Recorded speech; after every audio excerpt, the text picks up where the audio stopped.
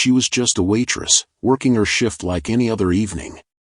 Then, through the pouring rain, she saw him, a blind boy, sitting all alone. She rushed to him, brought him inside, and gave him food. That single act of kindness changed her entire life forever. What happened next? Why did the boy's billionaire father visit her days later? And how did he completely transform her world? Grab your popcorn, settle in, and let's dive into this incredible story. This is the story of Desmond, a powerful CEO in Lagos. He had everything: money, influence, and respect. But one crucial thing was missing: love. His wife, Amara, passed away giving birth to their only son, Jacob. From that day on, Desmond changed. He stopped smiling. He stopped feeling.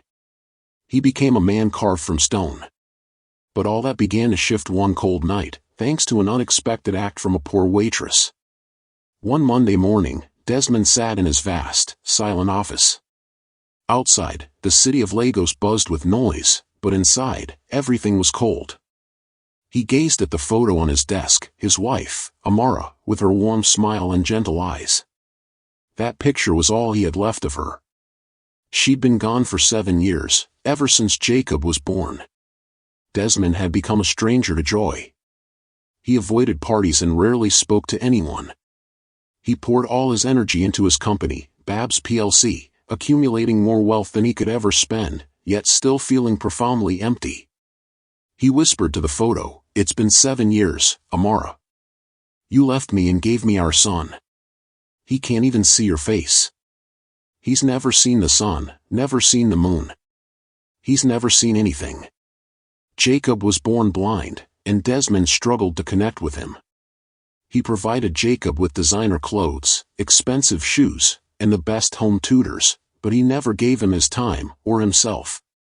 Desmond slowly rose and walked to his large glass window, looking down at the bustling street below. People laughed, walked in the rain, and sold food by the roadside. His heart felt heavy. He longed to feel something again. Jacob was 7 years old, had never seen the sky, or his father's face. He was born blind. One morning, Jacob sat on the edge of his bed, gently touching a small photo frame beside him. It was a picture of his mother. He couldn't see it, but he touched it every day. Quietly, he said, "Mom, I hope you can hear me. Dad is always busy. He talks to people all day but not to me." At that very moment, Desmond stood outside the door, listening. He had come to check on Jacob but paused when he heard his son speaking. "I know he loves me," Jacob continued, "but I wish he would just say it once." Desmond's gaze fell to the floor. He didn't enter. He couldn't. His heart felt tight. He turned and walked away. Downstairs, his secretary waited with documents. "Sir," she asked, handing him the files. Desmond nodded without a word. She looked at him closely. "Sir, are you all right?" "I'm fine," he answered in a flat voice. "Let's go to the office." But he wasn't fine. He was weary, not from work, but from the silence, from holding everything inside, from feeling like a stranger in his own home. That evening, he sat at the dining table. Jacob sat across from him. Their food was hot, their drinks cold, but no words were exchanged. After a long silence, Jacob asked, "Dad, are you always this quiet?" Desmond slowly looked up. "I have nothing to say," he replied. Jacob smiled gently. "You can talk to me. I'm not a stranger." Desmond looked at his son's blind eyes. He wanted to say something, anything, but the words wouldn't come. He picked up his spoon and began to eat. Jacob lowered his head. That night, Desmond sat alone in his study. He looked at a photo of Amara. "I don't know how to talk to him," Desmond whispered. "I don't know how to feel anymore." Then, he made a quiet promise, "I'll try tomorrow. I'll try." And that small promise was the beginning of everything. The next day, after work, Desmond picked Jacob up. Jacob heard the car stop and turned his head. "Dad," he said softly. Desmond opened the car door and helped him in. Yes, it's me. Let's go eat something nice. Jacob's eyebrows twitched slightly. You're taking me out? Yes, Desmond said. Just you and me. Jacob offered a small, quiet smile. Okay. They drove in silence for a while. Then Jacob asked, Where are we going? To the same place you went with the driver. Jacob nodded. I like that place. It smelled good. Desmond said nothing, but he looked at Jacob. When they arrived at the restaurant, Desmond parked and helped his son out of the car. Jacob held his father's arm carefully.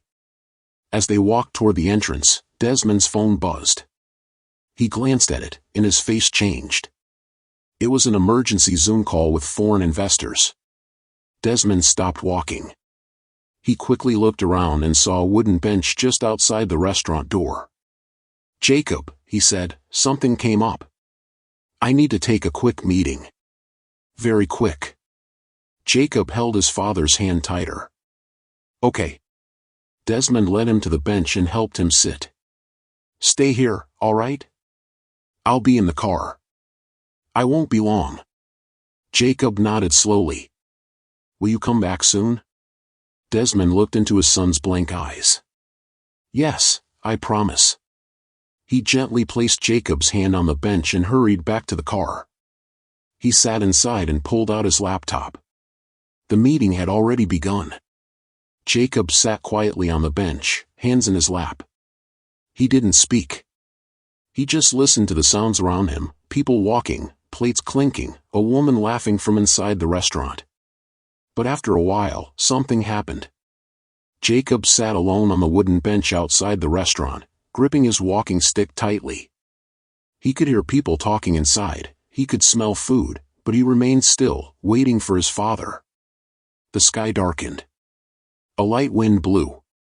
Then, soft drops of rain began to fall. One by one, they touched his face. He looked up, though he couldn't see, and didn't move. The rain grew heavier. People nearby ran for shelter.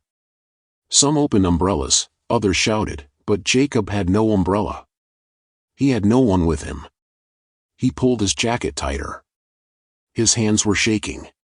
He pressed his walking stick to his chest. A little girl and her mother walked past. Mommy, that boy is getting wet, the girl said.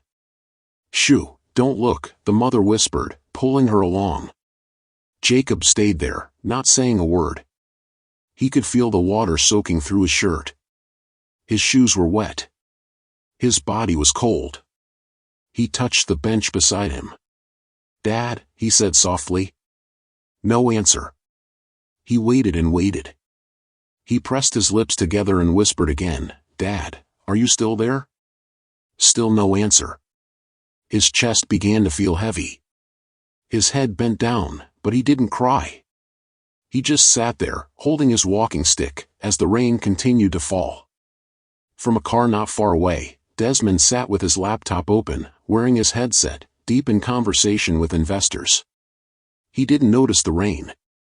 Inside the small restaurant, Sarah moved from table to table, carrying a tray. She was smiling, but her smile didn't reach her eyes. Her feet were tired, her back ached. But that wasn't the real problem. Her landlord had just messaged her that morning, her rent had gone up again. She didn't know how she would pay it. She looked at the tray in her hand and took a deep breath. Just finish your shift, Sarah, she told herself. Don't think too much. A man called out from the corner, Waitress, where's my food? I'm coming, sir, she said quickly. She placed the tray on another table and rushed to the man, but her mind wasn't in the room. She was thinking about her sick mother in the village, who needed money for medicine. Sarah blinked fast, not wanting to cry in front of people. As she walked past the glass door, she turned her head. That's when she saw him, a boy sitting all alone on a bench outside. It was raining, and he wasn't moving. She froze. Why is he outside in the rain? She stepped closer to the door and looked again. The boy was holding a white stick. His head was down. His clothes were wet. Her heart began to pound. She turned to the woman at the counter. Please, who is that boy outside? The woman looked up. I don't know. He came earlier with a man, but the man went back to the car. Sarah frowned. And he left the boy in the rain? The woman nodded. Looks like it. Sarah placed a plate on the table and wiped her hands on her apron. She turned to go back to the kitchen, but something made her look outside again. The boy was still there, still sitting in the rain, still not moving. Her heart leaped. She rushed to the door and pushed it open. The rain was heavier now, but she didn't stop.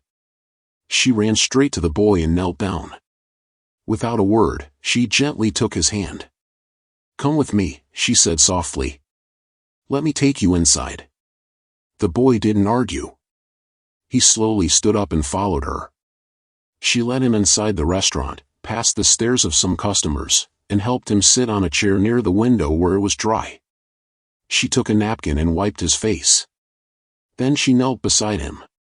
Hey, she said quietly. Are you okay? The boy slowly turned his head.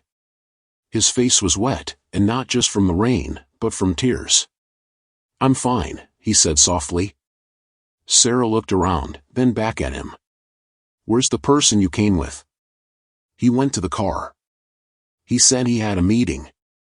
Sarah's eyes widened. He left you outside in the rain? The boy nodded. Sarah didn't know what to say. She just held his hand. What's your name? She asked. Jacob, he said. She gave him a small smile. Nice to meet you, Jacob. I'm Sarah. He nodded slowly. You're shivering, she said. I'll get you something warm. No, it's okay, Jacob said. He told me to wait. But you're wet. You could get sick, she countered. Jacob held his walking stick tighter.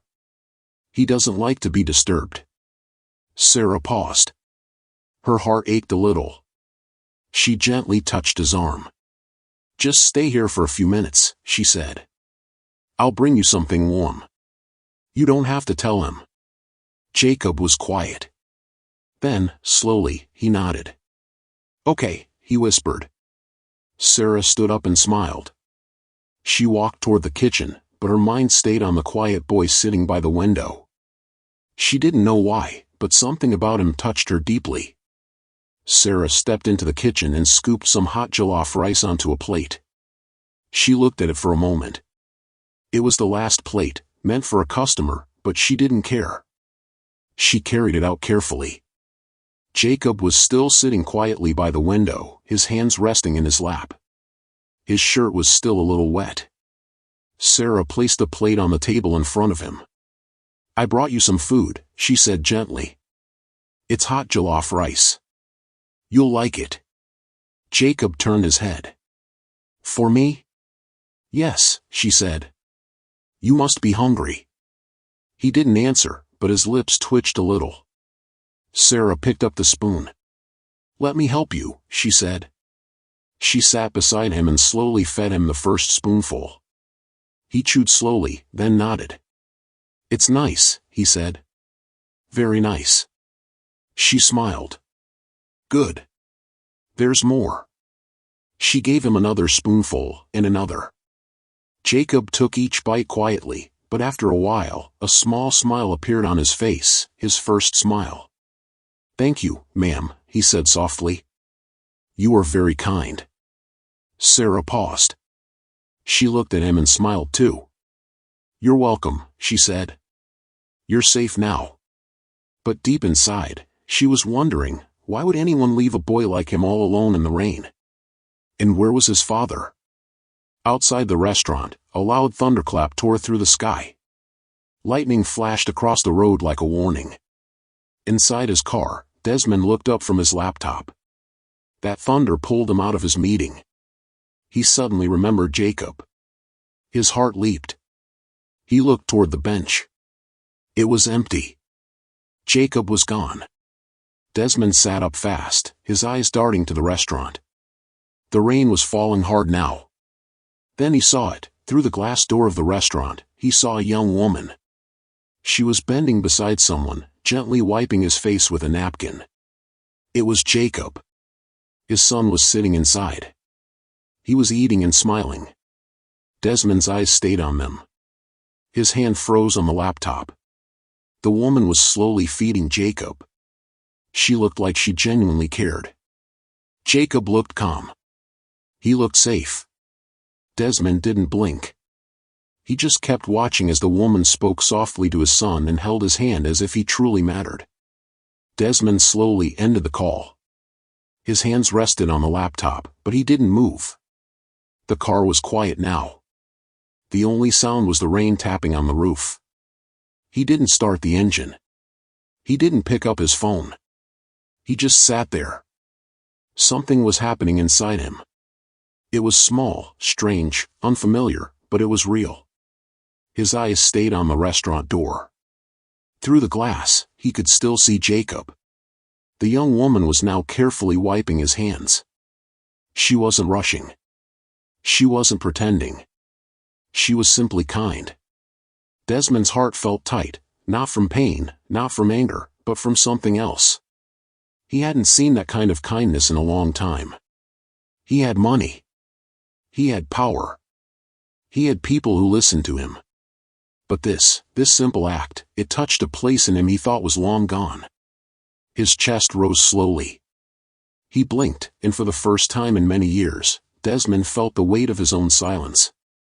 He had been so busy, so distant. Now, he just sat quietly, watching, thinking, and feeling. Something had begun to change. Desmond slowly opened the car door. The rain had stopped.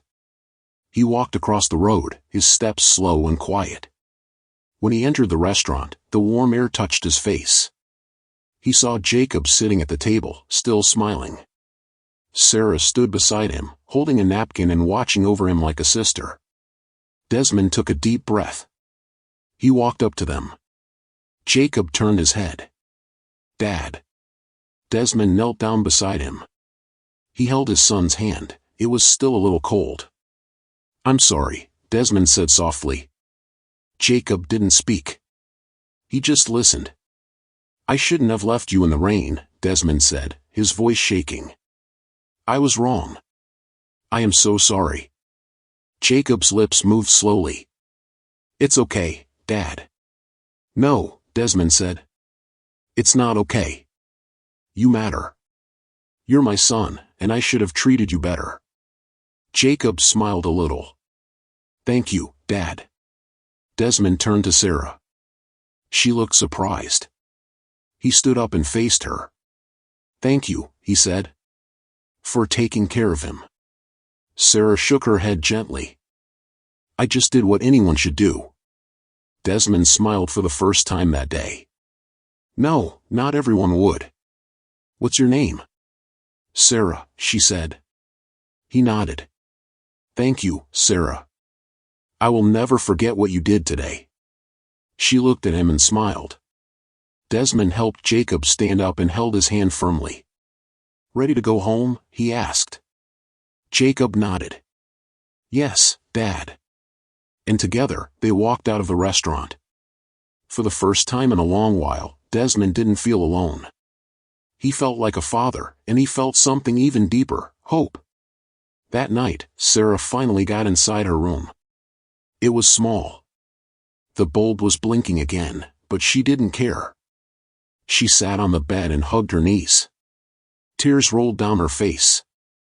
She didn't cry loud, just soft tears, like someone who was used to pain. She whispered, "How will I pay rent now?" There was no answer, only the ticking sound from her old wall clock.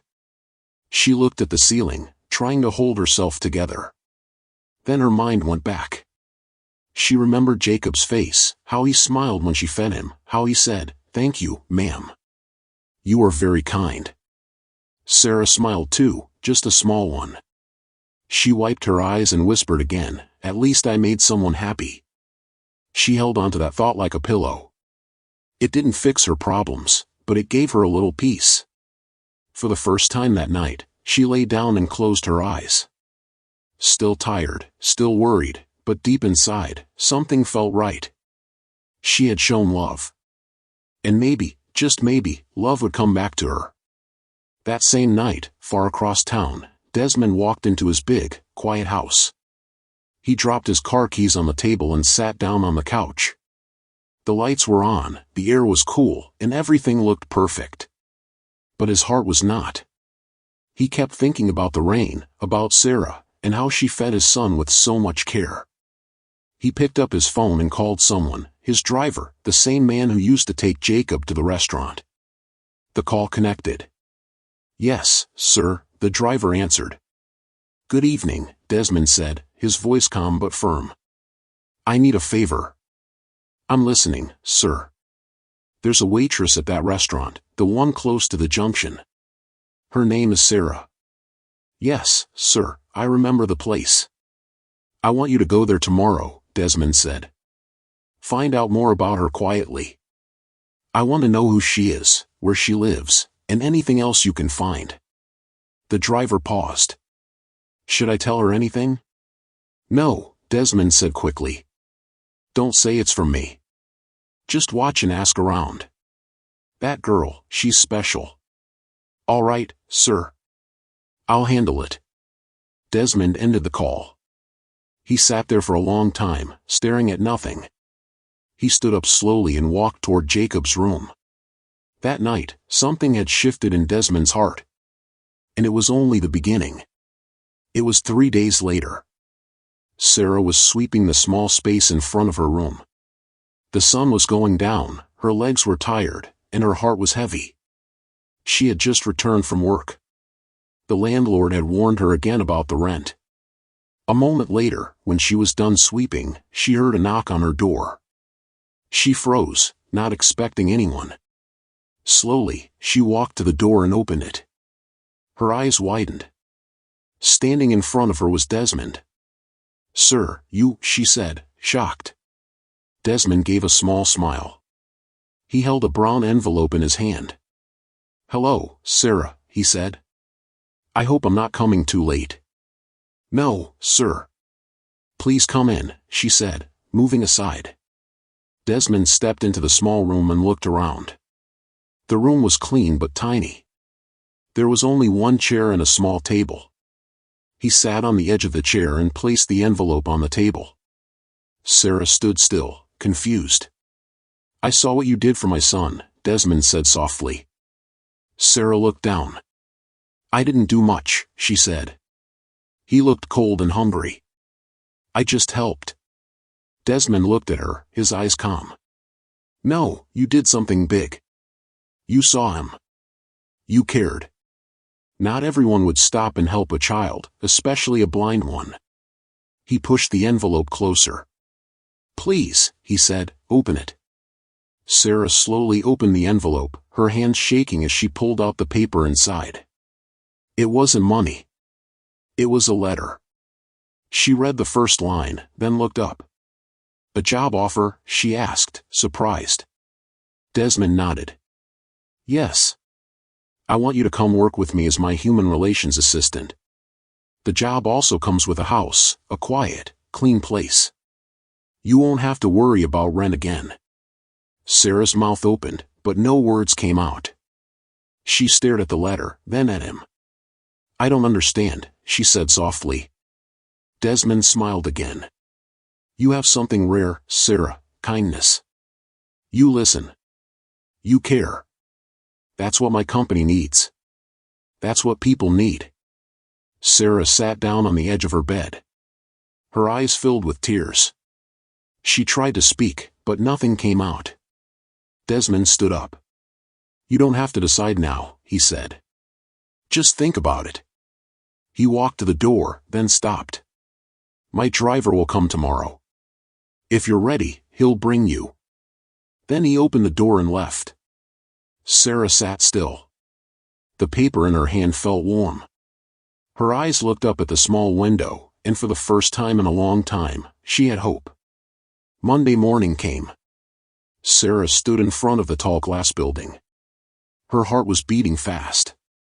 She took a deep breath, held her bag tight, and walked inside. People in suits moved up and down, some holding files.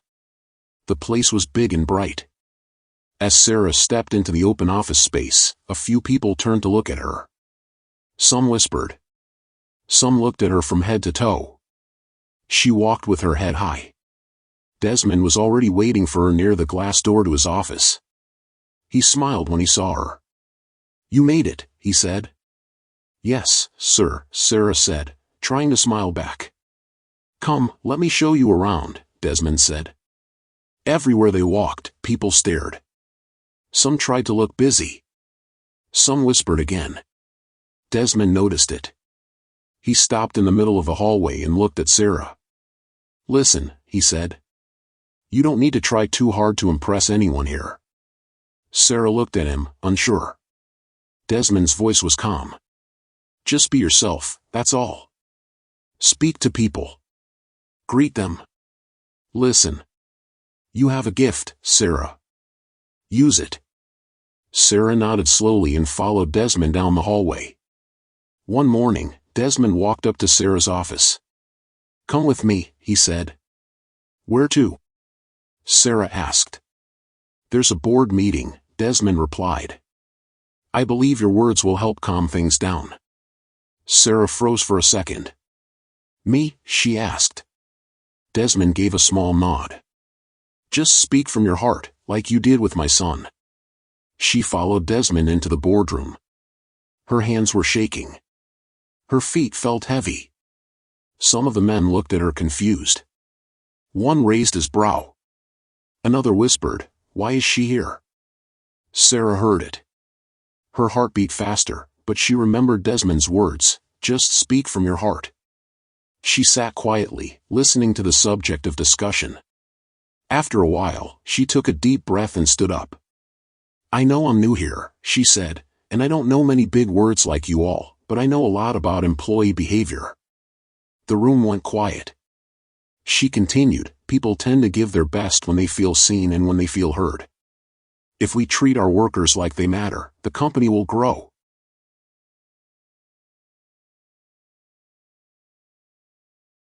One of the men gave a small laugh. "That's not how things work here." Sarah didn't stop. "Maybe that's why things aren't working as they should," she said gently. Now they were listening. The man who had laughed earlier slowly nodded. "She has a point," he said. The noise in the room dropped. People stopped talking over each other. One by one, heads turned toward Sarah. Desmond watched everything. His face was still hard, but his eyes were soft. He didn't smile much. But today, he almost did. When the meeting ended, people walked out in silence. But Sarah stood a little taller. And Desmond, he looked at her and said just one word, "Thank you." After the board meeting, Mr. Frank walked back to his office. His face looked calm, but his heart was not. He closed the door, sat down, and crossed his arms. He stared at the wall. 6 years, he whispered. "I've been here for 6 long years." He thought about Sarah. She had only worked for a few days, yet Desmond already gave her the role he wanted. She just walked in and took it. He said quietly to himself, "Just like that." He remembered how Desmond looked at her during the meeting. He remembered the way the board members listened to her.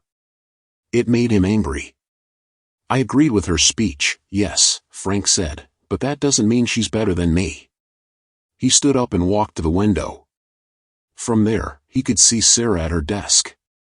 She was writing something in a notebook, smiling, focused. Mr. Frank. "She won't last," he said. "I'll make sure of it." He went back to his chair and opened his laptop. Then he opened a new file. At the top, he wrote Sarah watch list.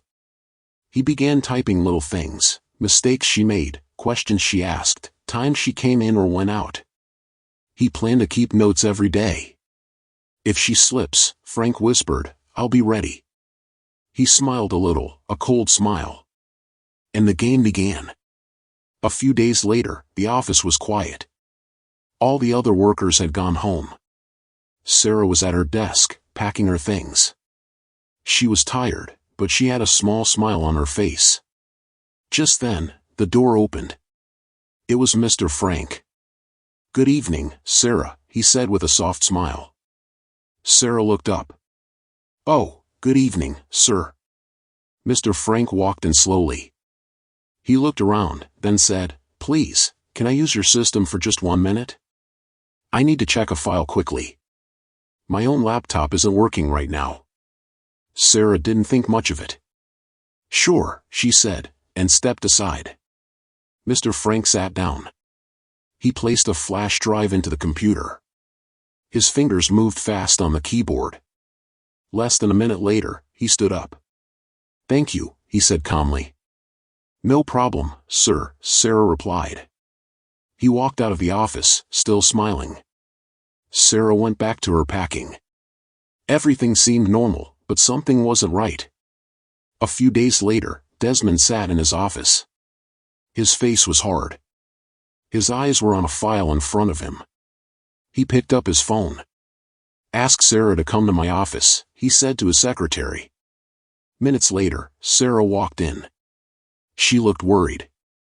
"Good morning, sir," she said quietly. Desmond nodded. He didn't waste time. He pushed a document across the table. "Sarah," he said, "this email was sent out 2 nights ago."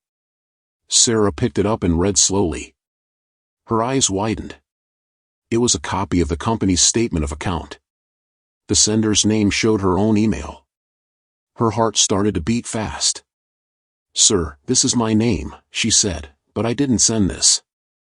I didn't even know about this file." Desmond looked at her closely. "I know," he said. "I don't believe you did it. But this email came from your system." Sarah's voice shook. "Why would someone do this to me?" Desmond leaned back in his chair. "Maybe someone wants to spoil your name. Maybe someone isn't happy you're here." Sarah sat down slowly. Her voice was low. "Sir, you think I'm in trouble?" Desmond let out a small sigh. "You might be," he said. "The board members have seen the email. Some of them are already talking." He paused, then looked at her. "But I believe you, Sarah, and we must find the person who did this together." Sarah looked up at him. Her voice was soft. "Thank you for believing me." Desmond gave a small nod. "I see people, Sarah. I know those who pretend and I know those who are real." He picked up the document again. "We start today. No one must hear of this yet. Be careful who you trust." Sarah nodded slowly. But deep inside, her heart was heavy. Someone was trying to bring her down. And now she had to fight, not just to keep her job, but to clear her name. For many days, Desmond and Sarah stayed back after work. They sat in his office, looking at files, emails, and computer records. Sarah was tired, but she didn't stop. "We must find who did this," she said. "We can't let them win." Desmond nodded. "I know it's someone close, someone who knows your system." They checked login times. They checked who entered the office that evening. Every small detail. Then one evening, Sarah shouted, "Wait, look at this." Desmond leaned closer. On the screen was a name, Mr. Frank. The time he used Sarah's system matched the time the email was sent. Sarah's eyes widened. That evening, Mr. Frank came to my office. He said he wanted to use my system for just a minute. I agreed. Then I stepped out to lock the window. Desmond stared at the screen. "So he waited for the moment you were out and sent the mail." Sarah's hands were cold. "Why would he do this to me?" Desmond looked at her. "Because he wants you gone." There was silence in the room. Then Desmond stood up. "Now we have proof. We move carefully. He's on the board, but he won't see this coming." Sarah nodded. "I'm ready." Desmond gave a small smile. "Good. We're not done yet." They turned back to the screen, ready to build their case. The boardroom was quiet. All the board members were seated, their faces serious. The room felt heavy. Something was not right. One of the men said, "Let's call her in. We must hear what she has to say before we take action." Another added, "This kind of mistake is big. The company's confidential information was leaked. Her name is on the mail. She must explain." Then the door opened. Sarah stepped in, holding a brown file close to her chest. She knew why they had called her. She knew they were ready to punish her. But she walked in with bold steps and stood in front of them. Mr. Frank looked at her with cold eyes. He smiled slightly, like he had already won. Desmond sat at the side, quiet. He had said nothing since the meeting started. One of the board members cleared his throat and said, "Miss Sarah, do you know why you're here?" "Yes," Sarah said calmly. "You all think I leaked the company's account records." "Is your name not on the email that was sent out?" another asked. "Yes," Sarah replied. "But I didn't send it, and I can prove it." The room went still. She opened the file and placed it on the table. "This is the proof," she said. "Someone used my office system, and I know who it was." She looked straight at Mr. Frank. "It was you," she said. "You came to my office that evening. You said you wanted to use my system for just 1 minute. That was the same time the email was sent." Mr. Frank laughed. "That's not proof. You have no proof." Desmond finally stood. "She does. We checked the log. Your name is there. Your time of login matches the time the email was sent." The board members looked through the file. One of them shook his head and said, "So you tried to frame her?" Another said, "You wanted her out of the company?" Mr. Frank could no longer speak. No one supported him now. Sarah turned to the board. "I would never harm this company. I love my job, but I will not stay silent when I'm wrongly blamed." She looked at Desmond and gave a short bow, not just for respect, but for standing by her when no one else did. Then she turned and walked out of the room slowly, holding her head high. This time, she had saved herself. The room was still. No one said a word.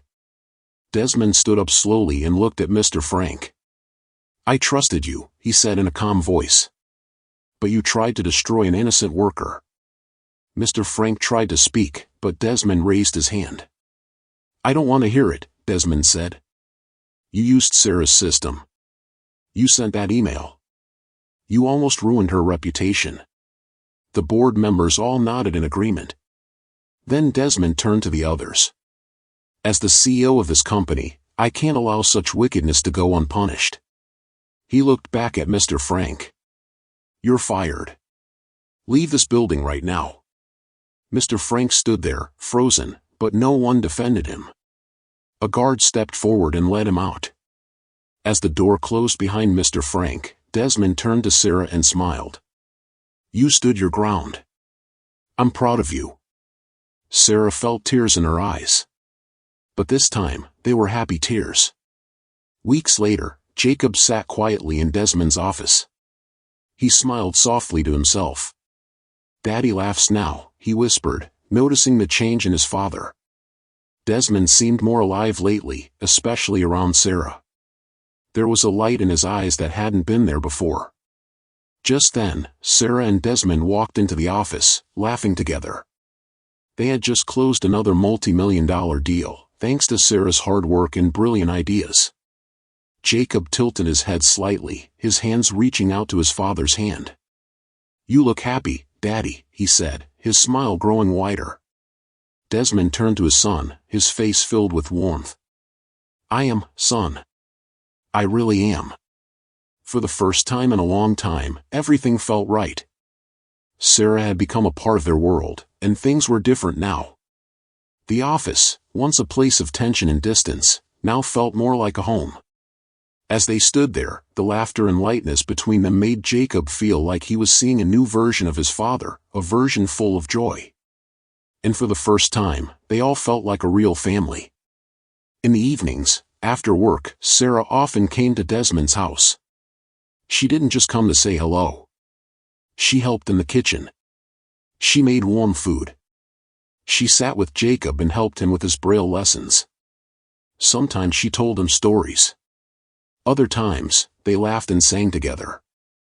Jacob looked forward to her visits. Her voice made him smile. Her stories made him dream.